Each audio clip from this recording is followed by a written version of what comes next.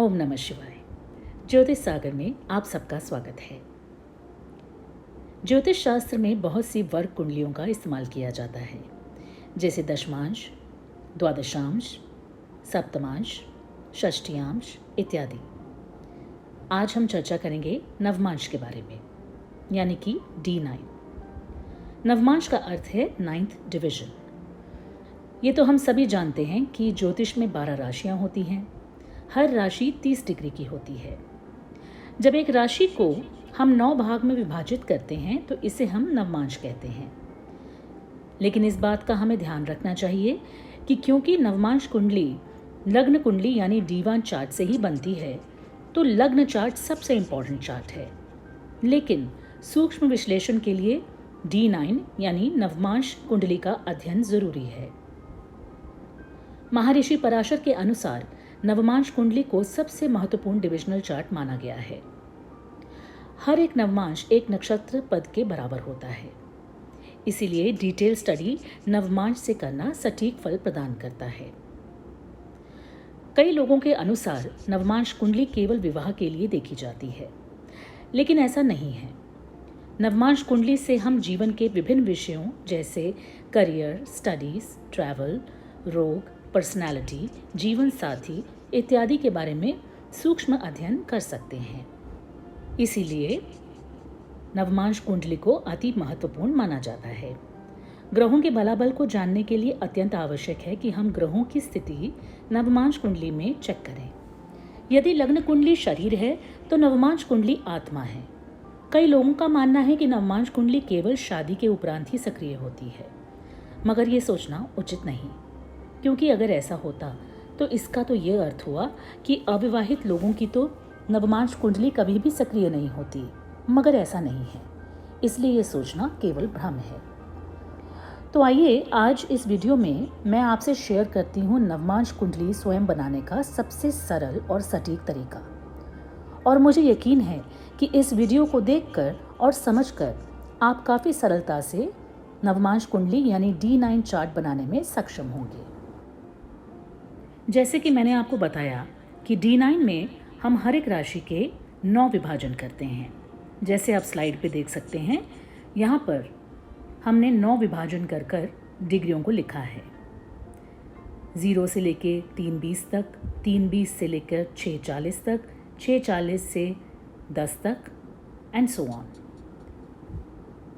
D9 chart बनाने के लिए हमें राशियों के तत्व का ज्ञान होना भी ज़रूरी है।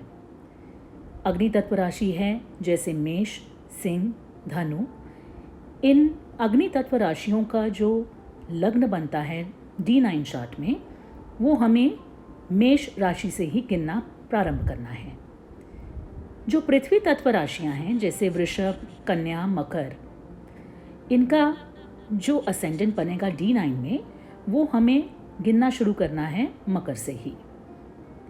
वायु तत्व राशियां जैसे मिथुन, तुला, कुंभ, इनका D9 में जो लग्न बनेगा उसके लिए हमें तुला राशि से ही गणना शुरू करनी है। और जो जल तत्व राशियां हैं जैसे कर्क, वृश्चिक, मीन, इनका जो D9 में असेंडेंट बनेगा उसके लिए हमें कर्क राशि से गणना करनी शुरू करनी है। अभी मैं आपको इसकी विस्तृत जानकारी एक एग्जाम्पल के थ्रू दूंगी। नवमांश कुंडली बनाने के लिए हमें डिग्रीज पर बहुत ध्यान देना होता है और साथ ही राशियों के तत्व के ऊपर भी। इसीलिए आप इन डिग्रियों को और राशि तत्व को अच्छे से समझ लीजिए। अब इस एग्जाम्पल चार्ट के थ्रू हम ये देखेंगे कि हम D9 चार्ट का असेंडेंट यानी कि D9 चार्ट में कौन सा लग्न आएगा कैसे डिसाइड करेंगे। तो सबसे पहले हमने असेंडेंट डिग्री को देखा। तो इसमें हमने देखा असेंडेंट डिग्री है 13.55। तो हमारे जो चार्ट जो पिछली स्लाइड में मैंने आपको दिखाया था उसमें 13.55 डिग्री 5वीं पोजीशन पे आती है। तो क्योंकि ये कुंभ लग्न की कुंडली है जो कि एक वायु तत्व राशि है, तो हम अपनी गणना शुरू करेंगे तुला से। तुला से हम 5 घर आगे गिनेंगे तो हमारे पास आएगा कुंभ लग्न। तो इसका अर्थ है कि नवमांश कुंडली भी कुंभ लग्न की ही बनेगी। अब हमें D9 का लग्न तो हमें मालूम पड़ गया। अब हमें सभी प्लैनेट्स को D9 चार्ट में प्लेस करना है, ऐसे ही गणना करके। तो सबसे पहले हम सूर्य को देखते हैं। सूर्य की डिग्री है 10 डिग्री 56 मिनट और सूर्य यहाँ पर धनु राशि में D1 में स्थित है। सूर्य कितने नवांश में है? सूर्य की डिग्री क्योंकि 10 डिग्री 56 है तो वो 4th नवांश में है और धनु अग्नि तत्व की राशि है, तो हम D1 में मेष राशि से गिनना शुरू करेंगे 4 घर। तो हमारे पास आएगी कर्क राशि, विच मीन्स कि D9 चार्ट में सूर्य जो है वो कर्क राशि में स्थित होगा। अब इसी तरीके से हम चंद्र को देखते हैं। चंद्र की डिग्री है 17.53 और चंद्रमा मकर राशि जो कि एक पृथ्वी तत्व राशि है उसमें प्लेस्ड है D1 में। और चंद्रमा किस नवमांश में है? चंद्रमा छठे नवमांश में है। तो हम मकर राशि से ही 6 घर आगे गिनेंगे जो कि आएंगे मिथुन राशि। तो इसका अर्थ है कि जो चंद्र है वो D9 में मिथुन राशि में प्लेस्ड होगा। अब हम मंगल की प्लेसमेंट देखते हैं।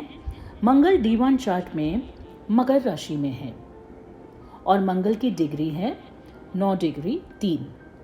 मंगल तीसरे नवमांश में स्थित है और क्योंकि मकर एक पृथ्वी तत्व राशि है तो हम मकर से ही गिनेंगे 3 घर आगे, तो हमें मिलेगा मीन। तो इसका अर्थ है कि नवमांश कुंडली में जो मंगल है वो स्थित रहेंगे मीन राशि में। अब देखते हैं बुध को। बुध हैं D1 चार्ट में वृश्चिक राशि में और बुध की डिग्री है 19.39 और बुध छठे नवमांश में है। क्योंकि ये स्कॉर्पियो राशि में है तो एक जल तत्व राशि है, इसलिए हम गणना शुरू करेंगे कर्क राशि से D1 चार्ट में। आगे बढ़ेंगे 6 घर, तो हमें क्या मिलेगा? हमें मिलेंगे धनु राशि। सो विच मीन्स कि D9 चार्ट में मरकरी धनु राशि में रहेंगे। अब हम देखते हैं जुपिटर को। जुपिटर की डिग्री है 1.53 और जुपिटर D1 में मिथुन राशि में स्थित है। मिथुन राशि एक वायु तत्व राशि है, तो हम तुला से गिनेंगे 1 घर आगे ही, क्योंकि जुपिटर पहले ही नवमांश में है। तो इसका मतलब D9 में जुपिटर तुला में स्थित होंगे।